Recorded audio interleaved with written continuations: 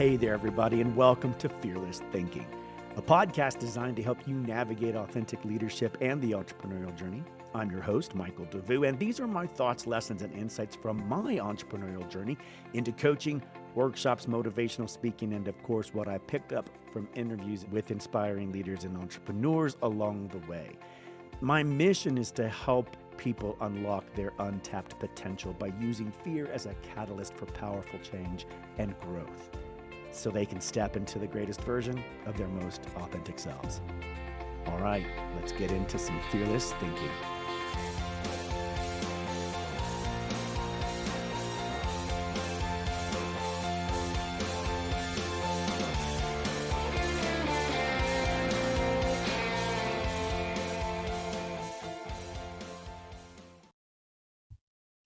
Hey, Fearless Thinkers. Welcome back. I'm your host, Michael Devous. This is Fearless Thinking, episode 40. 44, the number 4, my lucky number. Yay. I love that number. And this is a Friday. Friday, 4:40. Hello.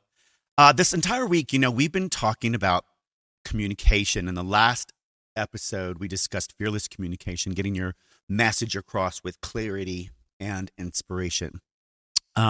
Today, we're going to dive a little deeper into focusing on BIPOC, BIPOC entrepreneurs, that's Black, Indigenous, and people of color, and how they can own their voice and shine brightly in the world of business. This journey, well, just in general for all entrepreneurs, often comes with its own set of challenges, but as a person of color, they face unique challenges, and I'm here to help. I'm here to be a voice for you and a platform for you as well, both with Fearless Thinking, the Fearless Road podcast, and, of course, with the Ascend Hub. There's a thing called the spotlight effect. Is it a friend or is it a foe? If you've ever felt like someone's judging every move that you make, that's the spotlight effect. It is this feeling that you're being watched constantly, and can be like a real buzzkill. It can lead to self-doubt, right? It can hold us back, and our brilliant ideas as we enter the world, as people of color enter the world as entrepreneurs. And, anytime you dim your light, it hurts you, and it doesn't allow the rest of us to see it. Anytime you dim someone else's light, don't do it. Don't dim other people's light. You were brought into this world to enjoy and support and celebrate the beautiful, beautiful lights of all individuals. God didn't just make one color, not just one butterfly, not just one insect, not just one animal, and not just one type of human. And we each have our light to share and our gifts to bring. And dimming other people's lights hurts everyone. The world needs your unique perspective and your innovative solutions based on your own experiences, right? So it's your time to shine. You're going to step into this world with your ideas as an entrepreneur, and you're going to bring these innovations, these concepts, these perspectives for all of us, right? And reframing the spotlight effect is sort of a healthy mental way of turning this into an opportunity to showcase your expertise, your passion, and your perspective, a very fresh perspective that I think a lot of companies, leaders, other entrepreneurs need. First of all, let's challenge our inner critic. The first voice that we need to silence is the voice that tells us, that we tell ourselves that other people won't understand. And we should focus on the value that we offer and the positive impact that we will make, and not that voice in our head that says, we're not worthy, people won't understand us, we're going to get judged. All of that noise, we need to learn to silence that. One of the things you can do in terms of shifting that inner critic, which becomes fear, let's be honest, whenever it starts to plague us, it can bring up fears of doubt, worthiness, And those are the top categories, right? So everything underneath there. I'm not good enough, smart enough, fast enough, have enough money, have enough training, have enough talent, have enough friends, have enough reaches, have enough leads, have enough contacts, like all this enough. Well, it's enough. um, Writing down and journaling your fears and then giving your fear an identity that is a positive, self-reflecting identity of your, let's say, your future self, and inviting it to help guide you, to give you advice rather than critique, right? Those criticisms come because it sees something you're not paying attention to. It's worried about something you may not have given enough weight to, right?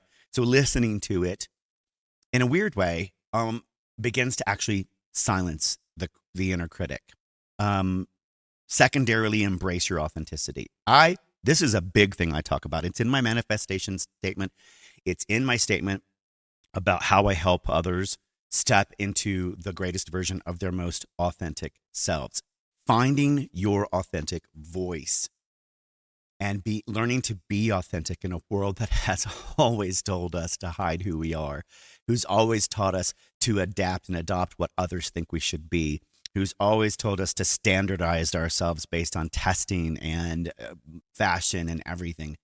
It is a work in progress trying to get back to your authentic self. And people crave genuine enthusiasm. You know, if you speak with conviction about your passion and your idea that you're bringing into the world, that matters. And people believe you. They'll hear that. So let that passion fuel your authentic voice. Now, crafting that message, which, you know, your personal journey is part of it. Your personal experiences has to be part of it. Strong communication about that crafted message is your foundation, and you can build it with some key elements to get you started. One, clarity is king. Expressing your ideas simply, without extra jargon. Make sure your audiences understand you loud and clear. One of the messages, the message that I have up on my wall, that I put up on my websites, that I put up in my materials, is unlocking your untapped potential by using fear as a tool and a guide to cultivate a fearless mindset on your road to success. Overcoming obstacles and embracing fear is a catalyst for powerful change and growth so that you can step into the greatest version of your most authentic self. That's my USP. That's my value proposition, if you will. And it is a bit long, I guess. Maybe it's not as concise as it needs to be, because the second thing is keeping it concise. People are busy. Get to the point quickly and deliver your message with impact. I help shift your mindset around fear so that you can become the greatest version of your most authentic self. There's a truncated version, right? Confidence is key. That's 3. We talked about this yesterday in the episode about learning how to become confident, how to find your confidence. There's a book called Flavors of Confidence by Massimo Rigatti that really does help in a number of ways with identifying how to get in touch with your confidence, practicing key ways and strategies to become more confident in who you are and in your message. You know, when we decide we want to do, have, or become something other than what we are today, as entrepreneurs, when we step out onto that road and we invite others to critique, look at, and judge our product, our service, our dream, our passion, it can ding our confidence. It can jeopardize that confidence. And this takes practice. You're going to get no's, you're going to get rejections, you're going to get those things. Learning how to get those out of the way, it's not that it just gives you another, that it builds your skin, thickens your skin, which I understand that. I understand the concept of saying that, but it's not about building, it's about desensitizing you from those reactions. It's about separating yourself emotionally from those things. In fact, there's another book called The 4 Agreements, which is one of the agreements is not to take things personally. That chapter is so powerful because it's very hard to pour yourself and your passion and your ideas and your dreams into your endeavor, your entrepreneurial endeavor, only and not take it personally when someone rejects it, and not take it personally when someone critiques it. Learning to separate your emotional response from your psychological response, in order to take the advice, take the critique, take whatever it is that they're giving, and adjust based on that information, and still stand with confidence that you are doing what you need to do for your business, that you have a great idea, that needs to come into the world. There's always ways to improve, always opportunities to improve our messaging and the way we deliver it to the world. So be prepared that while your idea may be wonderful and you believe in it and you're passionate about it, stand in confidence that when you bring it into the world, it has to grow. When you bring it into the world, it has to adjust and adapt and change. That's a living, breathing thing. It's an idea, right? It's a product and a service that needs feedback from the world to become greater for itself, right? For everybody, so it can serve everyone. So believe what you say, right? Believe in who you are and what you say about your product and your service and your idea and your dream, and your audience will too. So practice that confidence. Then lastly is tailoring your message, understanding your audience, your key target avatars and your audience, and speaking their language is really crucial. This takes a lot of work and some practice to get to a place where you understand your avatars. I recommend using AI as a first step, whether that's Gemini or ChatGPT or whatever, and putting in some parameters, some descriptors, some ideas and thoughts that you have about your target customer, your target client, target audience and market. Start with the target market. Get some information and some research about a target market that fits that specific service or idea that you want to deliver. Then break it further down to your target avatar, creating their story arc, creating their needs, their pain points, and how your idea, your service, your product helps alleviate that pain point and get them closer to their ideal goal, right? Owning your voice and taking action is the next step. After you do these 4 things, right? It's time to take action. Your voice is a powerful tool, and no one wields your voice quite like you do, right? So practice makes progress. This is why I have 2 podcasts. This is why I decided in 2022, that I wanted to get back out there and get my voice out there, because I knew I needed the practice to hone that skill set again, to get back into the seat of my confidence, to talk about the things that I find passionate and interesting, which is making fear your friend, which is helping entrepreneurs on their journey, right? So if we hone our communication skills by practicing them through getting on podcasts, hosting your own podcast, recording yourself, joining a public speaking group, like the I almost said teetotalers, and that's not right. Toastmasters. Toastmasters can be very helpful. You can get feedback from them. You can practice your skill set of speaking in public and in front of them, and you can have trusted advisors helping you craft not only your message, but helping you hone your confidence when you speak. One of the things, the Ascend Hub, which is launching in August, and the specials are out right now, which is the online community to help entrepreneurs, aspiring entrepreneurs, leaders, and mentors. We will offer opportunities and resources to support your communication development. And that includes live coaching sessions, workshops, live events where you can get up and speak, pitch sessions, huddle sessions, you name it. I have produced a lot of events and media in my lifetime. And this is the part that I will probably love the most. I like engaging with people and getting in there and really helping create a platform to showcase you, to get you to a place of success. I loved when I was directing plays and I was doing that kind of work. I loved working with actors. I loved helping them with their pitches, with their auditions, with their on-tape recordings, and helping them find the character that they needed in order to sell the best audition. And we're going to have a lot of that in there. And I hope maybe we can get some improv, because improv really helps you hone those, hone those communication skills. Next, you need to refine your message. Now, ensure that your message, we said this before, is clear and concise and impactful. One of the things the Ascend Hub community will be doing and trying to do is to help help bring in valuable resources so that you can refine your message. Not just getting the feedback from individuals, but also some clear indication and direction and lessons in marketing, messaging, branding, and content development. It's so crucial these days. Everything's on social media. Everything's content. You cannot escape it.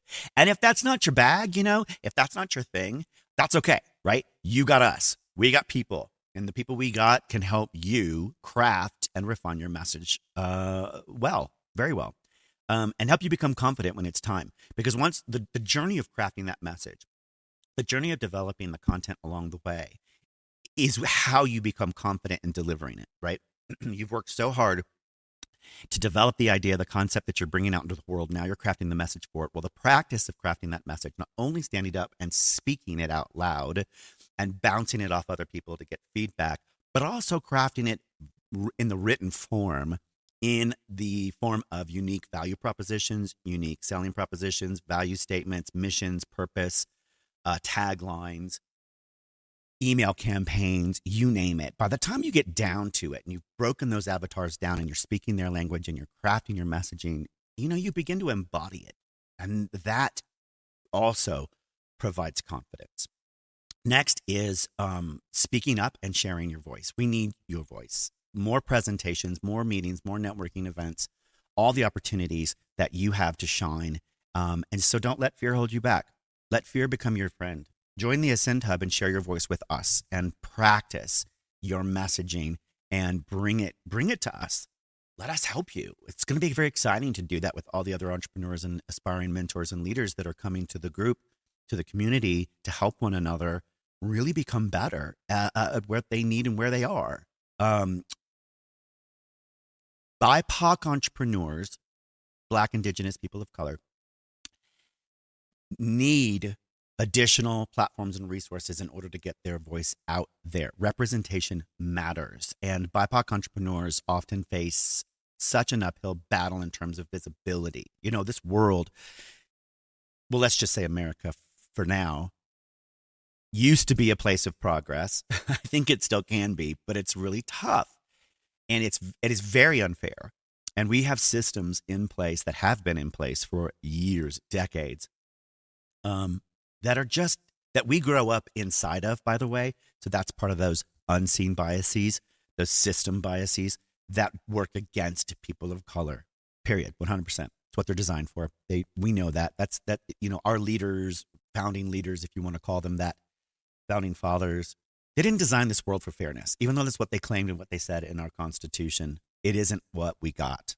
And it is up to us to find ways to break through and break down those poor performing systems and provide opportunities for people of color to really excel and shine. They have so much to offer us, so much to share, so much brilliant talent, knowledge, experience, perspective, and we need to acknowledge the challenges and stand together with you, which is what the Ascend Hub will do. We ascend together. Together we thrive.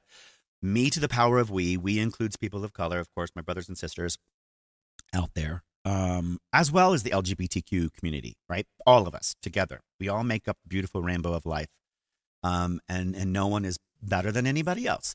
There are all kinds of amazing resources that are out there. Platforms like Hue, which offer mentorship, community, and support specifically designed for BIPOC entrepreneurs. And, of course, the Ascend Hub coming this August 19th. I'm on a pitch roll, We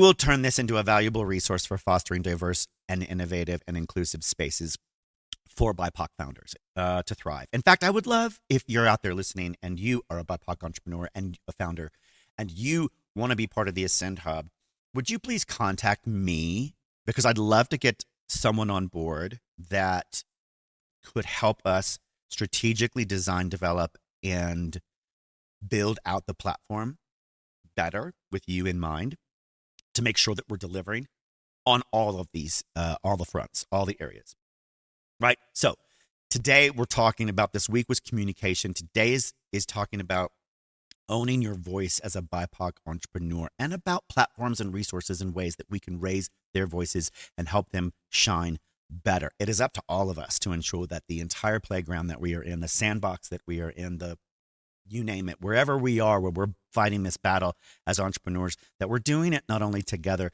but we're doing it with the purpose in mind of raising up all voices, all people.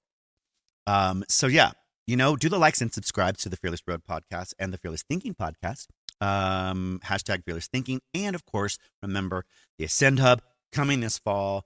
The specials and the launch promos are going on now, 75% off. Dude, it's huge. Get on board, get in early, hashtag @mention me, and do all the likes and subscribes and reviews. Happy Friday, y'all. Have an incredible weekend. Be nice and kind to each other. And of course, as always, do a little fearless thinking. Okay, take care. Much love. Bye.